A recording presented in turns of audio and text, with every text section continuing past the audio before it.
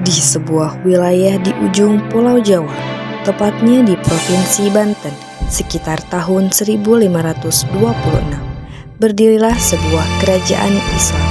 Sultan pertama dari kerajaan Banten adalah Syarif Hidayatullah, adik dari Sunan Gunung Jati. Sampai generasi kelima, kerajaan Banten berjalan dengan lancar dan terus berkembang. Kesedihan pun tidak dapat dihindarkan ketika Sultan kelima tiada. Namun, setelah kesedihan atas kehilangan seorang pemimpin di kerajaan Banten, hadirlah tokoh baru yang dijadikan panutan bagi penduduk kerajaan Banten. Ialah Sultan Ageng Tirtayasa. Puncak kejayaan pun bisa tercapai. Tapi, siapa yang bisa menyangka bahwa kejayaan itu akan hilang? Awal kisah saat acara penyerahan kekuasaan dari Sultan kelima kepada Sultan Ageng Tirtayasa berlangsung pada sore hari. Penobatan pengangkatan Sultan Ageng Tirtayasa berlangsung meriah namun khidmat. Sesepuh menyerahkan jabatan kepada Sultan Ageng Tirtayasa.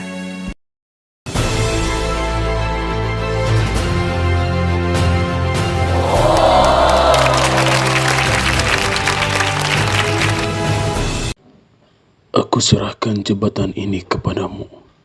Semoga engkau dapat menjalankan tugas sebagaimana semestinya. Aku percaya kau dapat melakukannya, Pangeran Dipati. Terima kasih. Insya Allah aku dapat melakukan semuanya dengan baik dan benar. Aku juga masih membutuhkan bimbingan dari para ketua dan sesepuh. Aku memohon bantuannya. Selamat ayahanda atas penobatanmu sebagai Sultan Kerajaan Banten. Terima kasih anakku.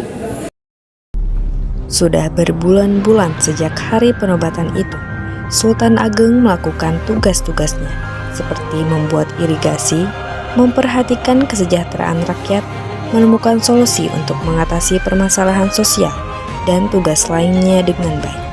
Kerajaan Banten pun berkembang pesat, karena kelihayan Sultan Ageng dalam mengelola kerajaannya, dan oleh sebab itu, Belanda mulai datang dan memata-matai keluarga Sultan dan lingkungan kerajaannya. Wilma, benar sekali apa yang dikatakan oleh Jenderal. Banten sangat strategis, tanahnya yang subur akan sangat menguntungkan kita. Pihak POC harus segera menguasainya. Tapi kita harus memikirkan bagaimana cara menguasai Banten. Kita tidak mungkin langsung menyerang istana dan sultan. Kesultanan Banten memiliki angkatan perang yang tangguh dan sultan yang bijak dalam mengambil keputusan. Kita akan terus memata-matai keluarga sultan. Kemudian kita bisa menghancurkan. Beberapa minggu kemudian, segerombolan nelayan datang ke istana sultan untuk melaporkan apa yang telah mereka alami. Ada apa wahai rakyatku? Maaf Baginda, tadi pagi prajurit VOC datang. Mereka menghancurkan kapal-kapal kami, Baginda. VOC, berani-beraninya mereka. Sesepuh, kirim 100 prajurit ke sana dan balas hancurkan kapal dagang mereka. Usir mereka dari Banten dan pastikan rakyat tidak celaka. Baik, Sultan.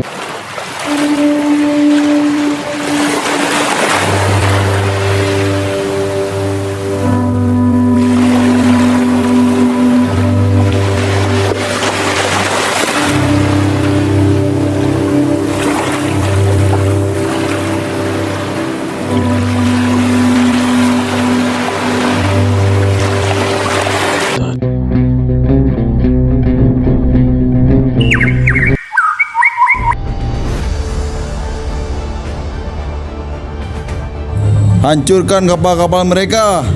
Hancurkan!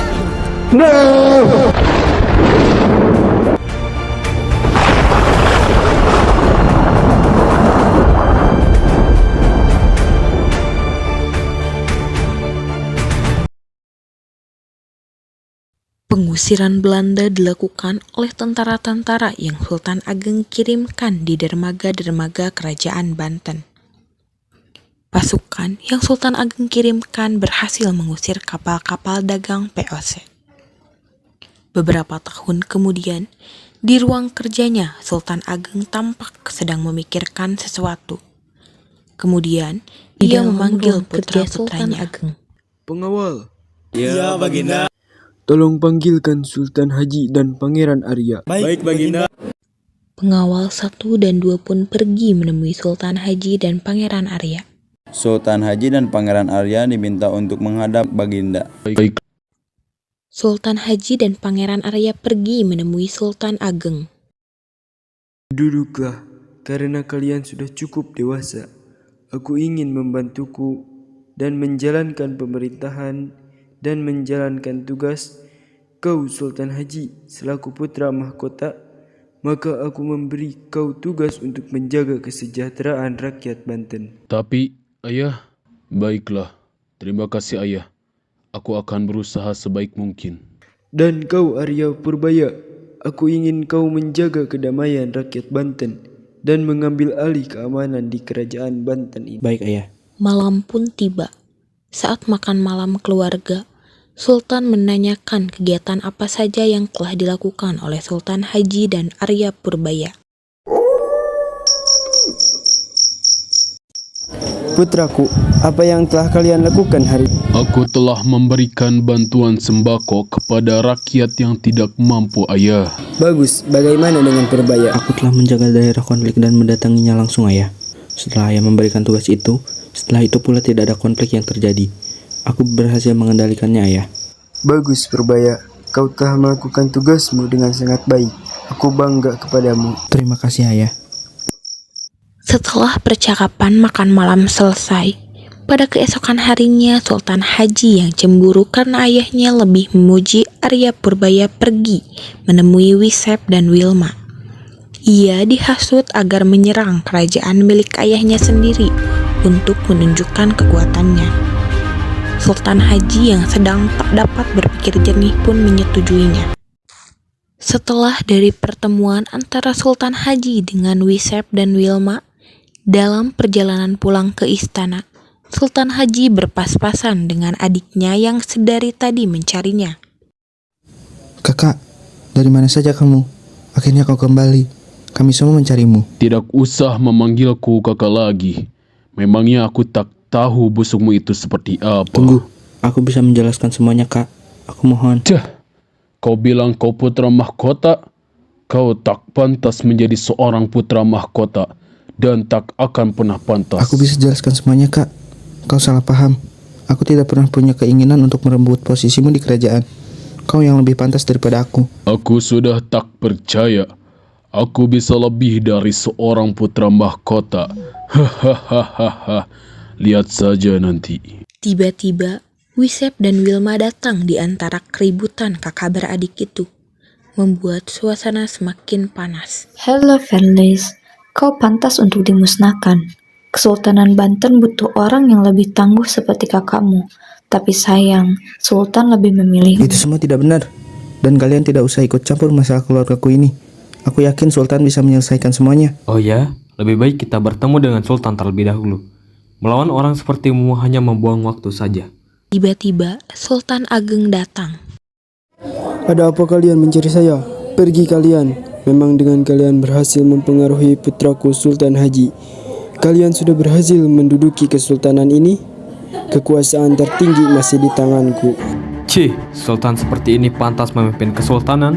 Baru seperti ini saja sudah bisa Ayah, larilah. Biarkan aku yang menyelesaikan semuanya. Kau harus mencari tempat aman agar tidak celaka. Apa-apaan seorang sultan melakukan itu? Seharusnya ayahlah yang melawan, bukan kamu Purbaya. Pecundang tak pantas memimpin Banten. Aku melakukan itu karena ayah harus aman. Lawanmu adalah aku. Jangan libatkan ayah ataupun Belanda bodoh yang kau bawa ini. Kita buktikan siapa yang pantas menjadi pengganti ayah suatu saat nanti. Pertengkaran antara Sultan Haji dan Arya Purbaya pun tidak dapat terhindarkan. Hentikan! Seorang putra mahkota bukan seperti ini cara membuktikan kekuatan. Ayah, menyingkirlah. Ini terlalu bahaya. Kau harus selamat. Kau harus tetap memimpin kerajaan Banten ini. Kau adalah Sultan Ayah, awas di belakangmu. Ayah. Sultan pun berhasil terlumpuhkan oleh Wisep.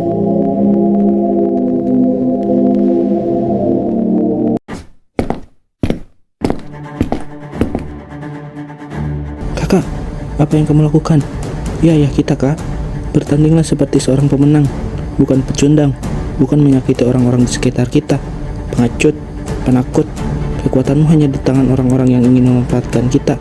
Sadarlah Kak, mereka hanya ingin membuat kita tambah sengsara. Mereka ingin merebut kerajaan ini Kak. Diam kau Purbaya. Kau ingin bernasib sama seperti Sultan? Sefilma, tangkap Purbaya. Aku ingin dia mati perlahan-lahan. Bawa dia ke pengasingan terjauh dan biarkan sampai dia membusuk di sana. Tentara POC pun datang menangkap Pangeran Arya. Aku belum menyerah sang putra mahkota. Kau akan mengetahui segalanya nanti. Kau akan mengetahui busuknya Belanda nanti. Kesultanan Banten akan runtuh tidak lama lagi jika kau tetap melibatkan mereka.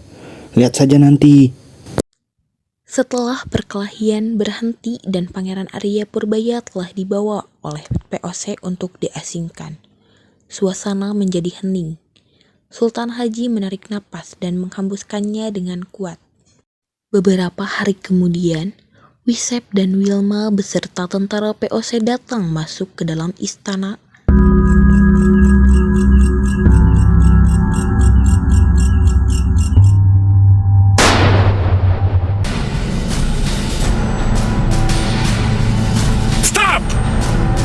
Turunkan senjata, kita sekera bersama.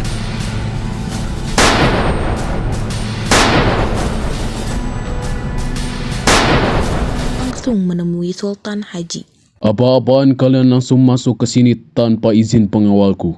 Kami kan sudah bagian dari kerajaan. Tentu saja kami bisa masuk ke sini kapan saja. Aku pemimpin kerajaan ini sekarang dan kau bukan bagian dari kesultananku. Sekarang cepat sebutkan apa yang kamu mau dan angkat kaki dari kerajaanku. Hei, Sultan tak tahu diuntung. Kau bisa seperti ini dengan bantuan siapa? Tuyul, dukun desa. Cih, bertindaklah lebih sopan dan tunduk kepada kami. Benar itu Gusti. Dan kami kesini menginginkan kau untuk membuat aturan yang melarang perdagangan dari pihak lain selain VOC. Blokade juga kapal-kapal dagang sehingga hanya kamilah yang menguasai ini. Apa-apaan kalian ini? Kalian mau memonopoli perdagangan di sini, hah? Perjanjiannya hanya memperbolehkan kalian kembali berdagang di Banten, bukan memonopoli. Tidak, pengawal, bawa dua Belanda ini pergi dari sini. Stay hand, putra mahkota, or I will kill you right on your place. Kukira kau cukup pintar dalam menghadapi kami. Haha, ternyata tidak sama sekali. Seluruh pengawalmu sudah kuhabisi, dan pos-pos penjagaan sudah diduduki oleh koloni kami. Ada kata-kata terakhir yang ingin kau sampaikan, putra mahkota? Kurang ajar, pengkhianat. Padahal aku akan memberikanmu koin emas sebanyak apapun yang kau mau. Tapi ternyata kau menginginkan kerajaanku. Fardo! Kami tak butuh koinmu bodoh. Kerajaanmu lah yang akan mensejahterakan negara kami. Ya, dia sudah mati. Buang dia ke laut agar menyatu dengan ayahnya Syaf. Hubungi kolonel kita karena malam ini kita akan berpesta atas kemenangan kita. Akhirnya, Kesultanan Banten pun jatuh ke tangan POC. Sejak saat itu, rakyat Banten benar-benar mengalami penyiksaan yang sangat berat. Sewa tanah yang besar, penyiksaan, kelaparan, dan segala bentuk penjajahan yang diatur oleh POC benar-benar menyulitkan mereka. Padahal hanya berawal dari kesalahpahaman dan rasa dengki, tetapi bisa berakibat fatal terhadap orang lain.